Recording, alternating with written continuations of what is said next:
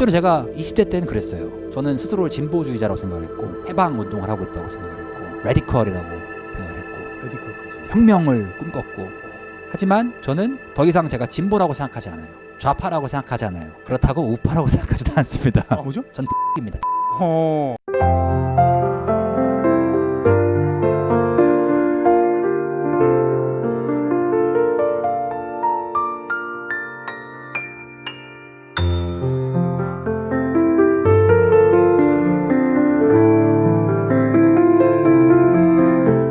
안녕하세요.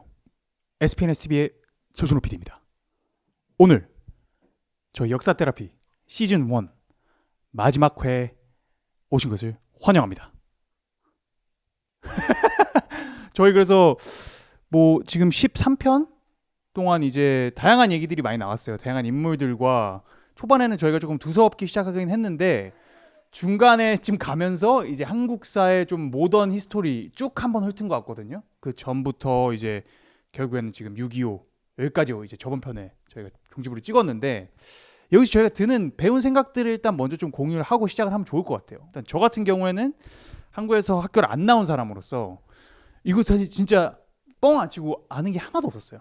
그러니까 지금 13편 동안 가르쳐 주신 거에 제가 백그라운드가 있는 게 없었어요. 아예 다 처음 듣는 이름들이 정말 많았는데 제가 느낀 거는 아 정말 역사라는 게 생각보다 이렇게 다채롭구나. 역시 이게 사실 형이 하려고 했던 것 중에 가장 큰 포인트가 이런 거였던 것 같은데 이게 좌우로 갈라진 지금 상황에서 회색 에리아의 인물들과 관념들 이런 것들이 엄청 많았고 여기서 저희가 이런 인물들을 다채롭게 하나씩 이제 재조명을 하면서 사실 한국적이라는 게 뭔지 한국인이라는 게 어떠한 그런 고유적인 관념이나 철학을 갖고 있는지 이런 거에 대해서 좀 많이 생각을 하는 저는 너무 뜻깊은 시즌이었습니다. 그래서 형이 생각한 대로 좀 진행이 많이 됐나요? 형이 좀 원하시는 앵글이 있었는데 처음 뭐 준호님과 SPNS가 이거 하자고 했을 때는 이렇게까지 내가 장황하게 열심히 해야 될지 몰랐고 근데 뭐 저의 이제 하다 보니까 저도 드는 마음이 이제 조금이라도 테라피가 됐으면 좋겠다, 치유가 됐으면 좋겠다는 마음으로 해왔었는데 그러면 그럴수록 계속 드는 생각이 그래서 어쩌라고 이게 이 얘기를 제가 몇 번 했었는데 댓글에도 몇 번 나오더라고요. 네. 그래서 어쩌라고 뭐 해답이 있는 거 아니면 뭐 이야기하지 마 이런 분들이 꽤 있어요. 그러니까 이게 사실 치유를 하려고 하는 게 뭐든지 그 어쩌라고라고 하는 게 결국 정치적인 논리잖아요. 뭘 하자, 뭐 멸공을 하자, 친일파를 척결하자, 이런 것들이 목적이 있는 상태에서 역사를 보면은 그 목적에 부합하는 것만 좋아하게 되거든요. 그 목적에 저해되는 것들은 반대하게 되고 뭐 이승만을 예를 들어서 좋아하면은 그 반대되는 사람들은 일단은 싫어할 수밖에 없고 뭐 반대로 김일성을 좋아하면은 뭐 그럴 수밖에 없고 이런 게 이제 분단의 시작인 건데 그거를 좀 치유하기 위해서 우리가 이완용 얘기도 했었고 뭐 계속 다양한 사람들을 가지고서 다채로운 이야기를 하다 보니 뭐 너무 양비론적인 얘기 아니야? 얘도 좋고 쟤도 좋고 얘도 나쁘고 쟤도 나쁘다라고 하는 게 그게 뭐야? 라고 의아해하실 수 있어요. 그리고 이걸 일반적으로 그 양비론자라고 하고 회색 분자라고 하고 아까 그 그레이 에리아를 얘기했을 때 그게 욕이잖아요. 그럼 너는 선악의 기준이 없다는 거야? 라고 하실 수 있을 것 같아요. 그래서 여태까지 제가 일부러 뭐 당연히 저도 사람이고 역사를 얘기하다 보면 뭐든지 뭘 얘기하고 뭘 얘기하지 않느냐에 따라서도 다 편향이 드러나는 거기 때문에 저의 성향, 이데올로기적인 어떤 노선, 취향 이런 것들이 드러났겠지만 최대한 저는 그거를 배제하고 말씀드리려고 했었어요. 그건 너무 정말 잘해주신 것 같아요. 진짜 감사합니다. 그거는. 아이고 고맙습니다. 뭔가 어떤 이런 필터가 없게 그냥 있는 그대로 저희가 그냥 다 최대한 하려고 했잖아요. 맞아요. 그게 뭐 완벽하지 않았다고 하더라도 그 노력과 그 의도 그거는 확실히 전달됐다고 생각해요. 그래서 오히려 더 공격 아닌 공격이 형이 아까 얘기한 뭐 그런 양비론자 뭐 이런 것들이 나올 수도 있다라는 그런 생각이 들어요. 그러니까 저희가 정치인이 아니고 정당을 지지하는 것도 아니고 예술가로서 역사를 또 사학도로서 역사를 봤을 때 그냥 진심으로 제가 흥미로웠던 지점들 여러분들과 나눴던 거거든요. 그러니까 이런 다양한 폴러라이징한 어떤 양극화된 인물들이더라도 그 사람들의 생애를 잘 들여다보면은 되게 재밌는 부분이 많아요. 배울 것도 많고 악인한테서도 배울 게 많고. 근데 그렇게 얘기를 해왔지만 사실 저도 저의 신념이 있고 아, 그렇죠. 네, 나의 생각이 있고 노선이 있고 준호도 저한테 이렇게 했었거든요. 뭐라 그러지? 그때 나한테 형 요새 좀 우 쪽으로 바뀐 것 같아요. 라고 했었지. 아, 레드필? 약간 레드필?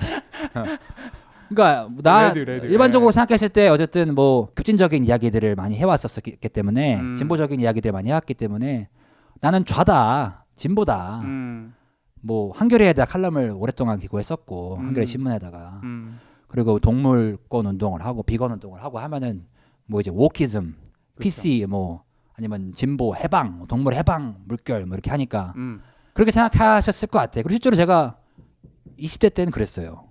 저는 스스로를 진보주의자라고 생각을 했고 해방 운동을 하고 있다고 생각을 했고 레디컬이라고 생각을 했고 레디컬까지. 네. 그랬었단 말이죠. 혁명을 꿈꿨고 지금도 혁명을 꿈꿉니다. 하지만 저는 더 이상 제가 진보라고 생각하지 않아요. 좌파라고 생각하지 않아요. 그렇다고 우파라고 생각하지도 않습니다. 세중님이 이제 서양사 공부하신다고 이게 세중 얘기해도 되나? 이거 해도 돼요. 세중님이 서양사를 공부하시겠다고 했을 때 저도 서양사를 공부했다고 했고 서양사를 공부하면 이 진보 보수의 패러다임을 넘어서기가 어려워요. 좌파 우파의 패러다임 이게 서양에서 온 거잖아요. 이 서양 근대 문명의 이분법은 서양 철학의 패러다임 안에서 프레임워크 안에서 공부를 하면은 절대 벗어날 수가 없습니다. 진보 아니면 보수고 민주당 아니면 공화당이고 미국 아니면 소련인 거예요. 그리고 이 절대 벗어날 수 없는 패러다임 때문에 지난 시간에 누누이 말씀드렸듯이 대한민국과 조선민주주의 인민공화국이 갈라진 겁니다. 그러니까 이게 길어봤자 지난 250년의 패러다임이라고 했거든요. 프랑스 혁명부터 미국 혁명부터 시작된 이때 만들어졌던 이 패러다임을 으로부터 자유롭게 그 밖에서 생각할 수 있지 않으면은 절대 우리는 좌파냐 우파냐 너 빨갱이야 멜공이야 너 친일이야 반일이야 너 식민주의 좋아해 싫어해 너 일본 좋아해 싫어해 러시아 좋아해 싫어해 이거를 벗어날 수가 없다는 거예요. 이분법적 남북 분단과 좌우 뭐 그때 말씀드렸던 것처럼 뭐 그 경상도와 전라도 물론 우리나라에도 서북파와 기호파 이 지역 감정이라는 게 있었어요. 근데 모든 세상을 좌우로 나눠서 보는 것 이거는 근본적으로 서양적인 생각입니다. 공산주의도 기독교도 결국에는 다 서양이에요. 다 서양에서 온 생각이고 이 서양 문명에 제가 서양 철학사를 오랫동안 공부하는 입장에서 단언컨대 말씀드릴 수 있습니다. 서양 문명의 어떤 패러다임 안에서 사고하는 사람들의 기본적인 세계관은 한 문장으로 설명드리면은 빛으로 어둠을 정복한다는 거예요. Light conquers darkness. 계몽주의. 계몽주의. 그 근대의 지금 문명의 패러다임은 enlightenment, 루미에라고 하는 빛. 계몽이라는 게 한국어로 하면은 꿈에서 깨는 거잖아요. 계몽, 꿈깨. 이 깨시민. 꿈 깬다는 건 계몽인데 사실 원래는 계몽이 아니라 enlighten이에요. awakening이 아니라 enlightenment예요. 빛을 주는 거예요. 이거는 빛으로 어둠을 정복한다라고 하는 기본 전제가 깔려 있어요. 그쵸. 이거는 공산주의도 똑같아요. 공산주의도 빛으로 어둠을 정복하는 거예요. 어떻게? 자본주의를 없애서 공산주의 혁명으로 마르크스가 빛이다. 이거고 거기가 예수가 빛이면은 기독교가 모든 세상을 빛으로 어둠을 정복한다. 혹은 그게 자유민주주의라고 말할 수 있어요. 미국의 헌법이 빛인 거야. 그럼 이거를 통해서 세계를 정복해서 다 민주화시킨다. 이게 모든 서양 문명의 뿌리에 있고 그거의 기저에는 기독교와 니체가 말했던 자라투스트라가 말했다. 이게 조로아스터교거든요. 페르시아의 고대 종교인데 그게 원래 마니교부터 나오는 빛과 어둠으로 세상을 보고 결국에는 빛이 승리할 거다라고 믿는 게 모든 서양 철학의 기본입니다. 이게 기본이에요. 유물론이건 유심론이건 공산주의건 기독교건 좌파건 우파건 다 똑같아요. 근데 그들이 생각하는 빛이 뭐냐가 다른 거예요. 그치. 그리고 빛으로 어둠을 정복해야 돼. 없애야 돼요. 그래서 제국주의도 정확히 그 맥락으로 백인이 빛이고 흑인이 어둠인 거야. 근데 사실 동양에는 그런 게 없어요. 오, 다른 패러다임이. 동양에는 동양 철학의 기본은 빛은 어둠과 하나답니다. 사실은 정확히 말씀드리면 과학적으로 말씀드릴게요. 빛은 모든 생명과 모든 우주는 빛이에요. 빛으로 시작되죠. 근데 어둠이 없으면은 빛이 없어요. 그렇죠. 그러니까 정확히 말하면은 어둠의 반대는 뭐예요? 밝음. 밝음이에요. 음. 빛 자체가 존재하려면은 어둠이 있어야 빛이 있는 거예요. 그렇죠. 이해돼요? 음. 그죠? 그러니까 빛 자체에는 어둠이 포함된 개념인 거예요. 음. 빛 안에는 어둠과 밝음이 같이 들어있는 거예요. 음. 빛이 생명이요라고 해도 생명 안에는 어둠이 있는 겁니다. 다 그라데이션인 거예요. 그러니까 어둠이 없으면 빛이 없다는 거거든요. 이거는 동양 철학의 가장 기본이에요. 밝음과 어둠은 음양이에요. 공존한다. 음양이 말 그대로 어둠과 밝음이거든요. 음기양기라고 말하지만 밤은 음이고 낮은 양인 거죠. 그렇기 때문에 양극화된 이분법된 패러다임을 벗어나려면 어떤 패러다임을 가져야 하는가? 좋은 질문입니다. 이거를 갖기 위해서는 양극화됐다는 거잖아요. 그러면은 중도냐? 그러면 이제 여태까지 역사 테라피를 보신 분들이 이렇게 생각할 수 있어요. 그럼 전범선 중도네? 여운형 중도 좌파, 뭐 김규식, 안재홍 중도 우파였으니까 그러면 걔네 좋아하는 거네? 너 중도야? 중도세요? 중도면 회색지대 뭐 그 여기 왔다 갔다 저기 붙었다가 같은 박쥐 같은 그런 애들 아니야? 이렇게 생각할 수 있잖아요. 네. 저는 중도가 아닙니다. 뭐죠? 전 태극입니다. 태극. 태극. 이야, 극과 극을 넘어서는 방식은 중도가 아니에요. 절대 극과 극을 중도로 넘어설 수 없습니다. 둘 다 아우르는. 극과 극은 태극으로 아우러야 돼요. 이게 모든 동양 철학의 기본인데 극이 어둠이 극에 달하면 밝음이 오고 밝음이 극에 달하면은 어둠이 온다. 이게 우리가 정말 여기서부터 제가 국뽕을 시전하겠습니다. 대한민국은 국기가 뭐죠? 태극이죠. 태극기입니다. 이게 태극 사상이 중국에서 왔다고 말할 수 있지만 중국 국기는 뭐예요? 빨갛잖아요. 인공기입니다. 별이에요, 별. 중국 국기와 미국 국기 다 별입니다. 왜 그래요? 빛. 다 맞아요. 이게 중국은 공산주의 국가이기 때문에 그런 거고 미국은 자유민주주의 국가지만 둘 다 서양 근대 문명의 패러다임에서 만들어진 이데올로기를 숭배하고 있는 나라예요. 별을 숭배하는 나라들이에요. 중국도 그렇고 북한도 그렇고 북한도 공산주의 국가니까 미국도 그렇습니다. 우리나라는 뭐예요? 태극이에요. 원래 태극기가 국기가 된 거는 미국이 쳐들어와가지고 우리나라에 와가지고 1882년도인가 조미 통상 수호 조약을 세우자고 했을 때 이 깃발을 꽂는다는 것 자체가 되게 서양 제국주의적인 생각이거든요. 깃발은 그 대항해 시대 때 제국을 정복할 때 배에서 멀리 있는 배의 그 국적을 알기 위해서 서로 식별하기 위해서 깃발을 꽂기 시작한 거예요. 아이디. 아이디. 그 조선은 국기가 없었어요. 중국도 국기가 없었고 일본은 국기가 없었어요. 그러니까 미국이랑 영국이랑 이런 프랑스가 들어오면서 야 너네들도 우리랑 그 다이다이 하려면은 대화하려면은 국기 만들어.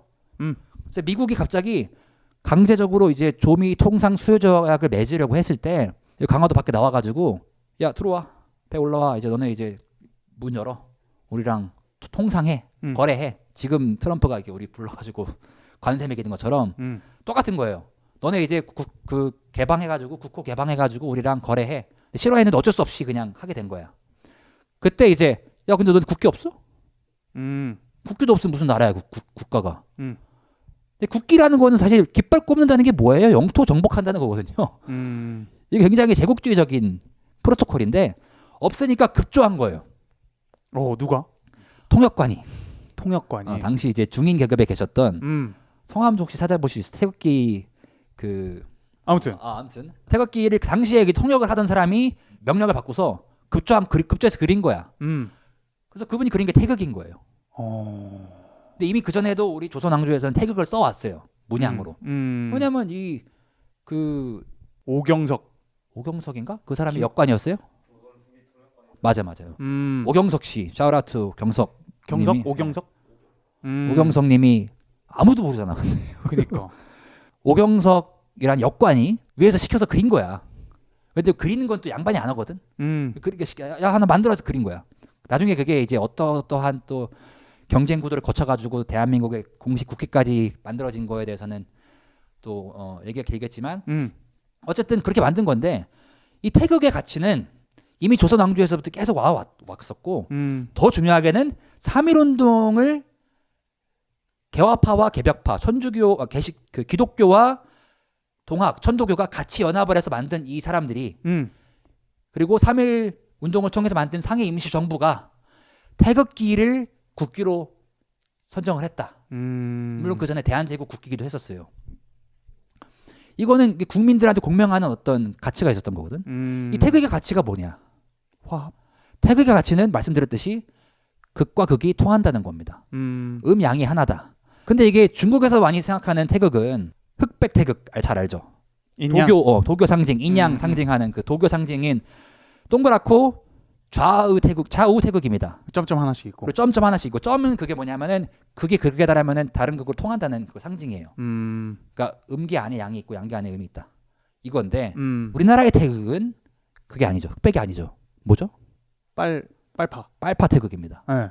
빨파 태극이고 좌우가 아니라 위아래예요. 그죠? 이거 우리나라 태극이에요. 펩시. 펩시콜라 태극. 네.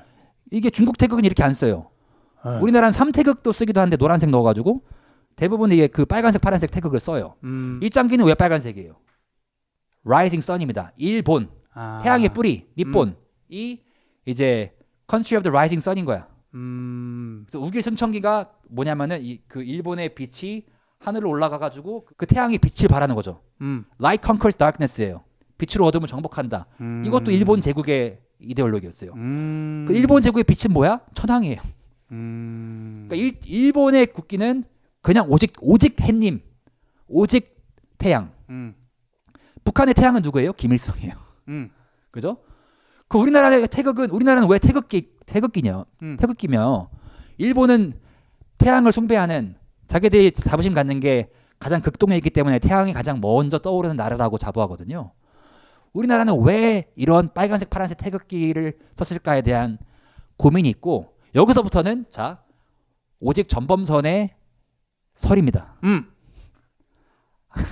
아무도 이렇게 주장하는 사람이 없어요. 그리고 저도 근거가 없습니다. 뉴 패러다임인데 이거. 뉴 패러다임입니다. 여기서부터는 저의 핫테이크.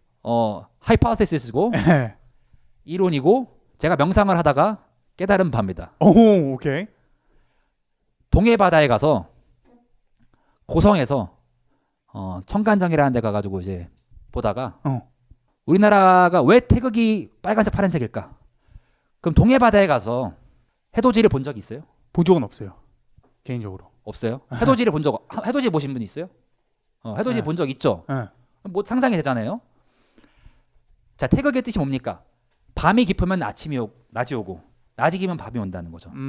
동해 바다에서 해돋이 때 딱 올라오는 해를 보다 보면은 어느 순간 햇님이 바다님 위에 반만 걸쳐 있을 때가 있어요. 그리고 그 위에 물결이 이렇게 흐르죠. 동해 물결이. 그 보니까 영락없는 태극이야. 이야. 그죠? 네. 그게 근데 그 순간이 뭐예요? 음양이 가장 조화로울 때입니다. 낮과 밤이 절묘하게 그때가 뭐야? 낮이야 밤이야? 애매하죠. 애초에 낮이랑 밤이라는 이분법도 인간이 만든 거예요. 남자랑 여자라는 이분법도 우리가 구별한 그 이데올로기적으로 하는 겁니다. 생물학적인 차이는 있지만 호르몬에 따라서 계속 바뀌어요. 그렇잖아요? 낮밤도 물론 낮이 있고 밤이 있죠. 근데 해돋이 때 그때 낮이야 밤이야? 둘 다. 둘 다야. 그게 달한 겁니다. 낮이 극에 달하면 밤이 오는 거야. 밤이 극에 달하면 낮이 오는 거거든요. 그게 태극의 이치예요, 애초에.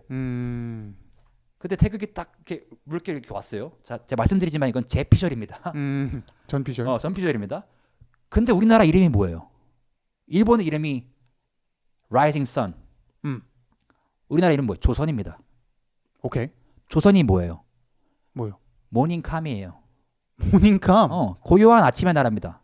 대한항공 그 왜 모닝캄 회원인 줄 알아요? 조선이 모닝캄이에요. 외국인들이 선교사들이 처음 와서 조선을 번역한 게 Land of the Morning Calm. 일본은 Land of the Rising Sun. 그럼 조선이야. 왜 우리나라는 조선이야? 고요한 아침에 동해 바다에 가서 해돋이를 보면은 음양의 조화를 알 수 있어요. 이게 저의 이론입니다. 말 되는 것 같은데. 몰라. 근거는 없어요. 근데 내가 느꼈을 때는 근데 그게 사실이 아니더라도 우리나라는 태극의 의미는 음양의 조화라는 것은 맞거든요. 그렇죠. 그리고 왜 빨간색 파란색인지는 사실 랜덤한 거예요. 근데 나는 바다가 파란색이고 햇님이 빨간색이니까 그런 것 같아. 그리고 우리나라 이름은 조선이야. 고요한 아침의 나라예요. 고요한 아침은 밤도 아니고 낮도 아니고. 근데 낮이면서 밤인 이 양극이 하나라는 것을 알고 있는 사람들인 거죠. 낮이 있어야 밤이 있고 밤이 있어야 낮이 있어요. 여자가 있어야 남자가 있고 남자가 있어야 여자가 있습니다. 좌파가 있어야 우파가 있고 우파가 있어야 좌파가 있거든요. 이게 우주의 이치예요. 그게 태극이고 이거를 서양 근대 문명의 패러다임은 이해할 수 없습니다. 이거를 처음 저한테도 그렇고 대한민국에서 20세기 가장 앞장서서 외친 분이 김지아 시인이시고요. 김지아 시인은 뭐 길게 얘기할 수는 없겠지만은 김지아 시인은 박정희 독재 때 유신 독재 앞장섰던 가장 대표적인 저항 시인이었는데 오적이라는 시를 써가지고 박정희를 비롯한 그 당시의 그 관료들을 을사오적의 친일파에 비유해가지고 박정희 친일파다 이래가지고 시를 썼다가 잡혀 들어가서 감옥에서 5년 넘게 갇혀 있으시다가 이분은 그러니까 흔히 말하면 대표적인 좌파 진보 지식인이었던 거예요. 그죠? 근데 감옥에서 독방 생활하다가 솔직히 말하면 미치신 것 같아. 헛것을 보기 시작하고 영적인 체험을 하기 시작하고 약간 최재우처럼. 근데 감옥에서 독방의 창살에 있었던 갑자기 피어오른 풀을 본 거야. 거기에서 종교적인 체험을 하신 거야. 물론 감옥에서 이승만이 그랬던 것처럼 막 종교책도 다 읽고 동학 공부를 많이 하시고 이 풀을 보면서 생명사상이라는 걸 만들어요. 이 좌우나 진보 보수라는 게 다 서양에서 만들어진 것이고 마음에 있는 것이구나. 생명한테는 그게 없구나. 생명의 이치는 음양의 조화구나. 그래서 나중에는 감옥에 나오셔서 이분이 생명운동, 환경운동.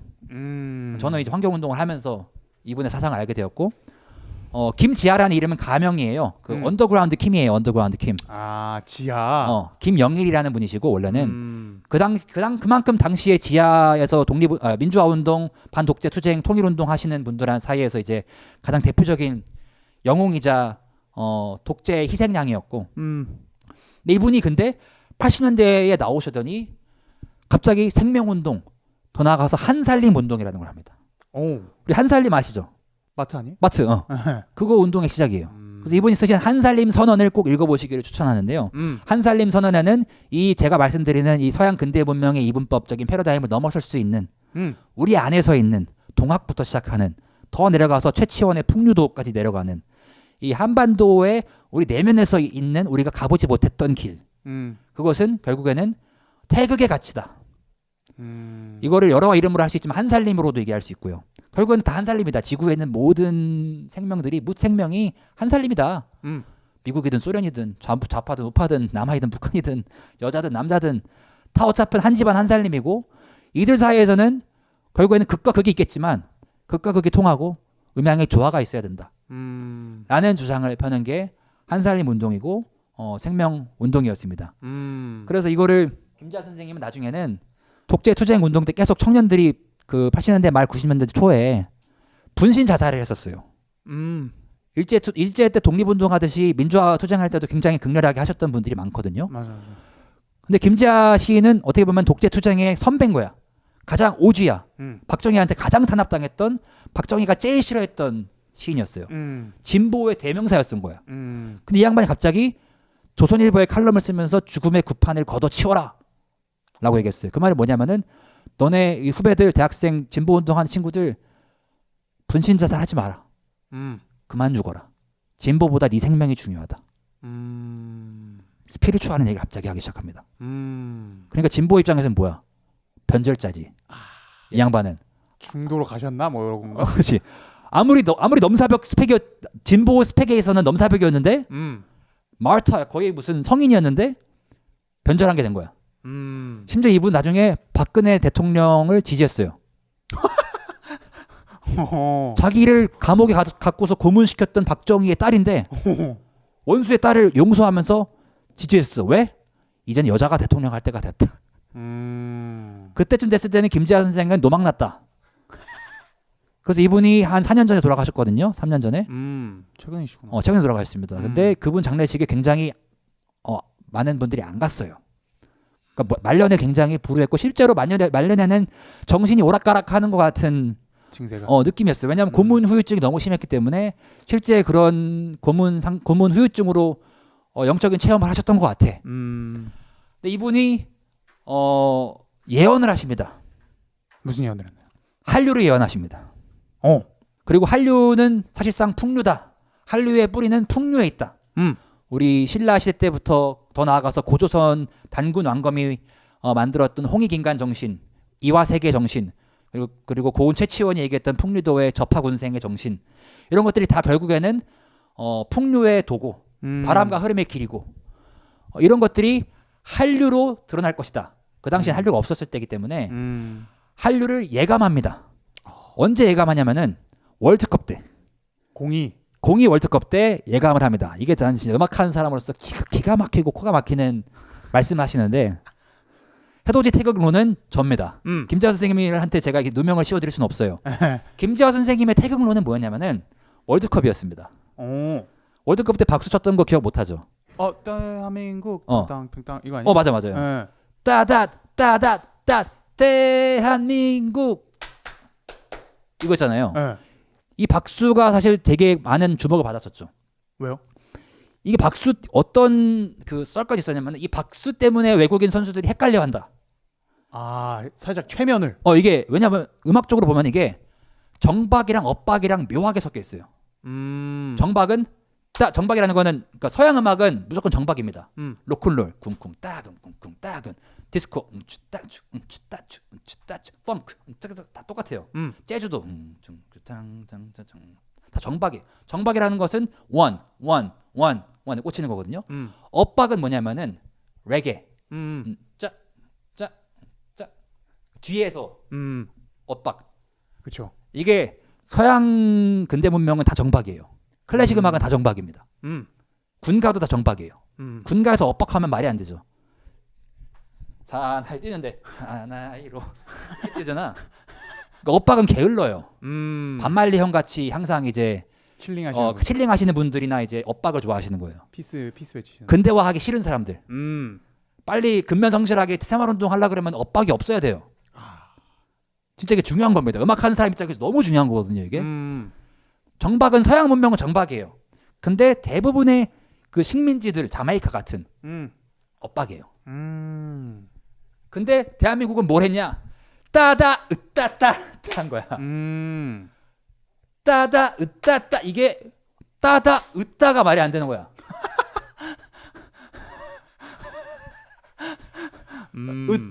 으따 반말리 형이 했으면은 으따 자메이카 뭐 이렇게 했어요. 자메이카 이렇게 했겠죠. 근데 영국 애들 뭐 훌리건들 막 그 하는 거 보면은 하면서 다 정박이거든. 오아시스 노래 들어보면 다 정박이잖아요. 근데 따다 으따 이거 보면서 김지아 선생이 됐다. 드디어 태극의 가치가 대한민국 풍류가 올라온다. 붉은 악마를 봐라. 치우천왕을 상징하는 저 붉은 악마를 봐라. 저게 뭐냐? 저게 우리의 어리다. 저게 풍류다. 저게 풍류의 길이다. 심지어 이 디지털 시대를 예언하면서 멀티 단군들이 나타날 거라고 했어. 멀티미디어를 활용한 단군들이 나타나서 막 이런 것들을 퍼뜨릴 것이다. 이런 우리 민족의 한민족의 그 태극의 가치와 어를 역사 테라피를 예견을 하셨군요. 백남준 선생이 얘기했던 거랑 비슷한 건데, 그죠? 역사 테라피를 예견한 것더라고 할 수도 있고 그냥 한류를 예견한 것 같아. 캐대혼을 예견하고 BTS와 블랙핑크를 예견한 걸 수도 있을 것이고, 근데 이분은 어쨌든 그 뿌리에는 한반도에 오랫동안 무의식에서부터 갇혀 있는 우리가 순 우리말로 얘기했을 때 우리가 그때 류영모 선생님 얘기했을 때 CR 뭐 얼나 이런 얘기했을 때 나와 있는 그게 우리 무의식이거든요. 한민족의 의식 구조는 단군 시대 때부터 4333년 그때부터 뭐 삼국 시대 때까지, 다시 말해서 물론 기자조선도 있긴 했지만 이제 중국의 지배를 안 받았을 때까지, 이때는 우리가 말하는 풍류도가 지배했던 시대입니다. 그 홍익인간 정신, 그거를 뭐 국선도라고 할 수도 있고 신선도라고 할 수도 있고 풍월도라고 할 수도 있고 원화도라고 할 수도 있고 말은 많아요. 그게 우리나라 고유의 종교입니다. 이거는 샤머니즘이에요. 단골, 무당. 이들이 단군은 무당이었던 거거든요. 단군은 음악하는 사람이었던 거예요. 근데 이제 그 당시에는 재정일치 사회이기 때문에 그 음악하는 제사장의 역할과 정치인의 역할이 같았던 것이고 그런 사회가 2000년 넘게 지배되다가 신라 시대 때까지도 고구려 시대 때까지도 신라 시대 때는 그게 화랑들이었고 고구려에서는 그들을 조이 선인이라고 불렀습니다. 검은 옷을 입은 선인들, Black Robed Mystics. 신라는 Flower Youth, 화랑들. 근데 다 나라는 달라도 그 어떤 이 비슷한 도를 따르던 사람들이 있었고 이건 한반도 고유의 어떤 way of life다. 삶의 길이었다. 근데 그 이후에 뭐가 들어와요? 불교가 들어오죠. 중국을 통해서 인도에서. 그리고 그 다음에 뭐가 들어와요? 유교가 들어오죠. 도교도 들어오고. 그러니까 유불도라고 하는 중국에서 들어온 3대 종교가 우리 민족의 무의식 위에 교육받기 시작합니다. 말하자면 그게 우리의 초등학교, 중학교, 고등학교인 거야. 그죠? 그 다음에 그러니까 불교 나라 500년 했고 유교 나라 500년 했죠. 유교, 조선. 그러니까 우리 원래의 풍류도 위에 도교. 고구려는 거의 도교가 또 셌어요. 도교, 불교, 유교 이렇게 쌓인 거야. 초등학교, 중학교, 고등학교 텍스트북처럼. 이거는 다 중국어로 우리가 하죠. 나무아비타불완 다 중국어 한자입니다. 한자에서 그러니까 인도 말을 한자로 음역해가지고 또 우리가 부르는 거고. 그거 다 중국에서 배운 거예요. 성리학도 마찬가지고. 결국에는 우리나라는 고려 시대 때도 인도보다 더 불교적인 나라가 됐고, 조선 시대 때도 중국보다 더 성리학적인 나라가 됐고. 그 이후에 뭐가 들어와요? 천주교? 기독교가 들어오죠. 천주교가 먼저 들어오고 개신교가 들어옵니다. 그러니까 우리가 지금 역사 테라피 동안 했던 것들은 다 요때 얘기예요. 천주교 때. 기독교 들어올 때, 개화파들 들어올 때. 그 다음에 들어온 게 뭐예요? 기독교예요. 근데 우리나라가 정말 대단한 건 뭐냐면은 풍류도의 본질이 접화군생이라는 건데, 그리고 포함 삼교라는 건데 모든 종교를 포함했다. 삼교. 그 당시에 포함 삼교라는 건 유교, 불교, 도교거든요. 네네. 다 포함했었고 그 이후에 우리가 기독교까지 포함을 했죠. 아시아에서 혹은 전 세계에서 그 어느 나라도 이토록 기독교적이면서 이토록 불교적이고 이토록 유교적인 나라가 없어요. 이토록 도교적이고. 지금 우리나라는 인도보다 불교적이고 중국보다 유교적이고 미국보다 기독교적이고 일본보다 파시스트적인 나라입니다. 그게 북한을 봐도 알 수 있고 남한을 봐도 알 수 있어요.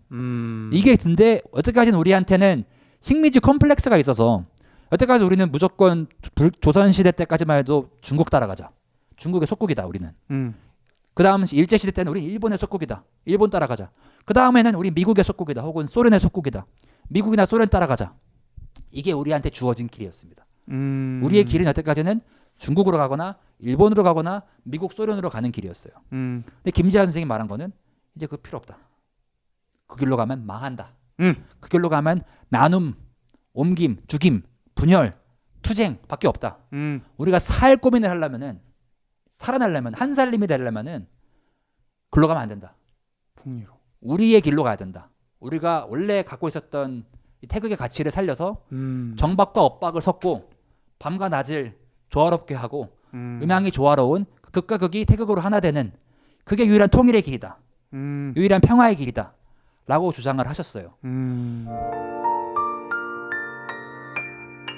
저는 서양 철학사를 평생 공부하고 건머웨이자 바나나로서 살아왔던 입장에서는 이 얘기를 듣고서 좀 충격이 컸어요. 김지하 선생의 삶과 이야기를 듣고서 특히 그 따따따따 이거를 듣고서 충격받고서 제가 동해바다에서 명상하다가 이 태도지 태극론을 펼치게 된 건데 이거를 봤을 때 저는 힌트가 있는 것 같아요. 그리고 너무 아름답게도 대한민국이 3.1운동을 통해서 대한민국 임시정부를 차리고 지금까지 이 태극기를 걸고 있는 전 세계의 태극을 걸고 있는 나라는 대한민국과 몽골밖에 없어요. 몽골에도 조그맣게 태극이 있어요. 근데 거기는 여러 가지 중 하나로 있거든요. 우리나라는 태극기 다 하잖아요. 태극이야 그냥 태극기야. 그리고 전 북한도 이거는 좀 예민할 수 있지만 통일이 된다고 하면은 태극기를 받아들여야 된다고 생각을 합니다.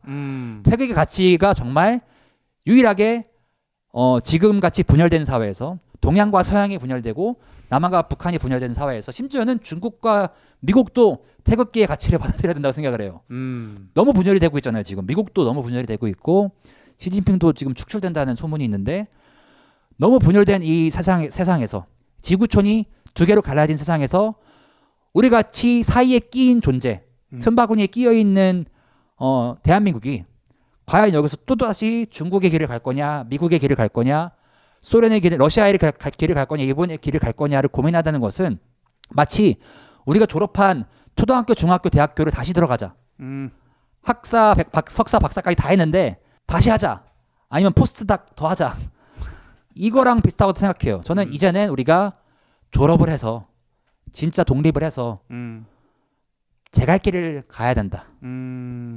알아서 좀 해야 된다. 그게 근데 이 우리 주변에 있는 4개 나라들을 싫어하자는 게 아니라, 북한을 싫어하자는 게 아니라 그들조차도 태극의 가치로서 품는 우리 안에 조건 실컷 말씀드렸지만 중국도 있고요, 일본도 있고요, 러시아도 있고요, 미국도 있습니다. 그게 우리가 여태까지 지난 4,000년 역사 동안 여기 의식적인 에고의 구조에다가 이데올로기로 채워놓은 거예요. 근데 이 밑에 무의식의 심연에는 우리가 아직까지도 갖고 있는 이 태극의 가치와 그리고 순우리말, 하나님, 하늘님, 얼나 이런 말들의 가치들을 보면은 이런 극과 극을 뛰어넘고 더 나아가서는 빛으로 어둠을 정복하려고 하지 않는 어둠과 밝음이 있기 때문에 빛이 있고 그것이 빛이다라는 것을 새길 수 있고 이거를 정말 전 세계가 지금 필요로 해요. 맞아요. 이 얘기를 필요로 하고 서양에서 지금 워키즘이 맞다, 뭐 트럼피즘이 맞다 싸우는 사람들도 똑같고 그들이 갇혀있는 서양 근대 문명의 패러다임을 넘어설 수 있도록 저는 대한민국이 이제는 좌파 우파가 아니라 태극당 빵집이라 가지고 좀 애매한데 태극당으로 하나 돼서 이 태극의 가치를 극과 극이 통하는 가치를 동북아와 세계에 퍼뜨렸으면 좋겠고 그 퍼뜨릴 수 있는 유일한 방식은 절대 죽임이나 폭력이 아닙니다. 일제가 했던 것처럼 미제가 했던 것처럼 소련 제국주의가 했던 것처럼 총칼로 하는 게 아니라 우리는 뭘로 하고 있어요. 기껏해야 춤과 노래로 단군이 했던 것처럼 단군 왕검도 무당이기 때문에 춤과 노래를 쳤거든요. 우리가 이미 그걸 하고 있는 거예요.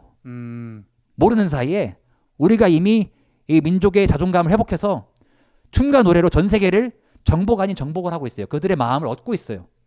엄청난 문화적인 힘을 갖고 있고 김군 선생이 말한 한없이 드높은 문화의 힘을 이미 가졌어요. 그럼 그 힘으로 뭘 할까 하는 저는 태극기에 나와 있다. 그게 나와 있고 그게 우리가 가보지 않은 길이고 어떻게 보면 우리가 갔었어야 하는데 이미 가려고 우리 민족 소녀들이 계속 가려고 했으나 못 갔던 길. 이제는 우리 세대가 한류 세대거든요. 우리는 한류 세대가 저는 진정한 마음으로 비폭력과 평화와 이 살림의 마음으로 전 세계에 퍼뜨릴 수 있는 정말 소프트 파워이자 힐링 테라피가 아닐까? 이거 영어로 해야 되는데.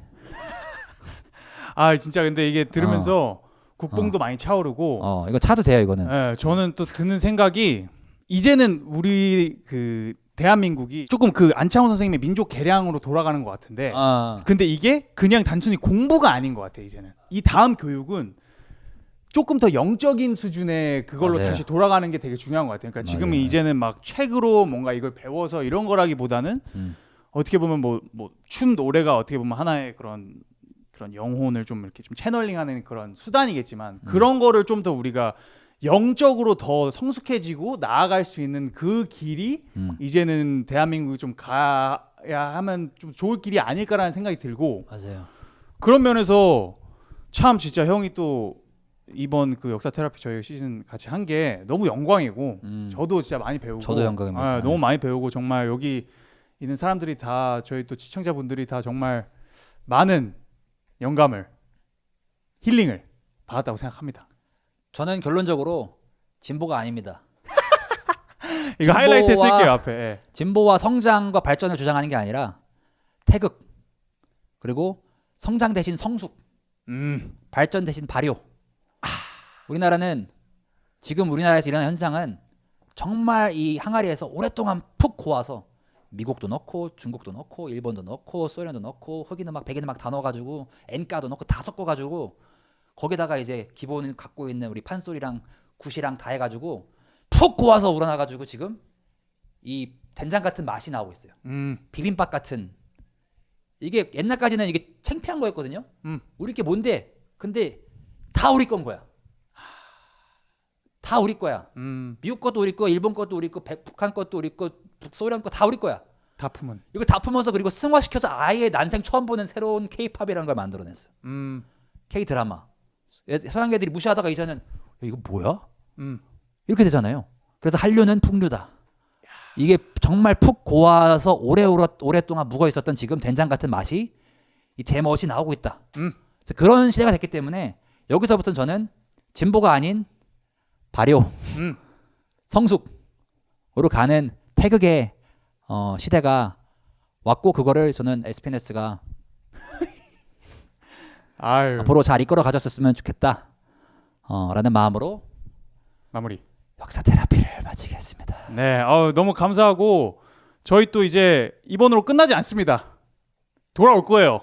안 끝나요? 또 많은 아직 시작이기 때문에 네. 여기 시청자분들이 더 많은 서포트를 해주신다면 저희가 계속해서 이 미션을 이어나가 보도록 하겠습니다. 주주가 되어 주십시오. 예. 그러면 여기서 역사 테라피 시즌 1 마무리하도록 하겠습니다. 베이스. 고맙습니다. SPNS 정렬 신호로 바뀌었습니다. 일반